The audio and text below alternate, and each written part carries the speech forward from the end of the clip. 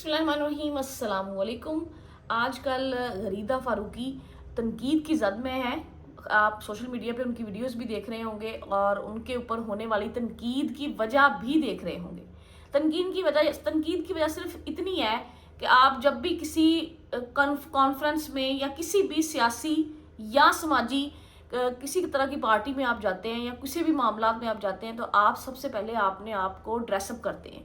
Dress up अगर कोई मर्द उठे और वो ट्रैक सूट पहन के कहीं भी चला जाए तो वो उसको शोभा देता है, वो अच्छा लगता है।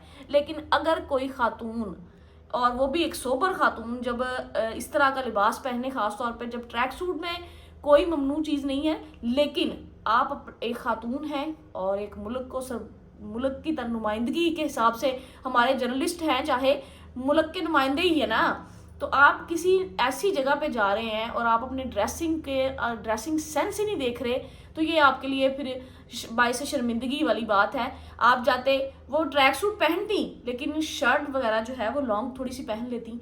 आजकल आपको पता है लड़कियां जीन्स वगैरह भी पहनती हैं और इसमें कोई ऐब वाली बात नहीं है, लेकिन अपने वज़ाकता को जाहिर करने वाला लिबास हमारे इस्लाम में भी ममनू है और लड़कियों को पहना हुआ भी अच्छा नहीं लगता। वो अगर मेरे ख्याल में उन्हें शर्ट थोड़ी लॉन्ग पहननी चाहिए थी।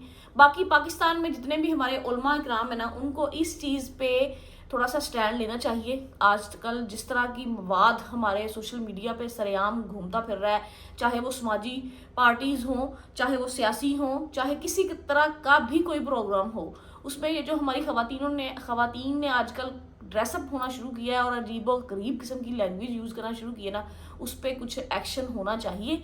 बाकी तनकीद की जद में आई हैं वो, जाहिर सी बात है, इंसान कहीं भी जाता है तो सबसे पहले अपने लिबास को ही देखता है कि मैं वो लिबास पहनूं जो मैं माशरे में अच्छा लगूं।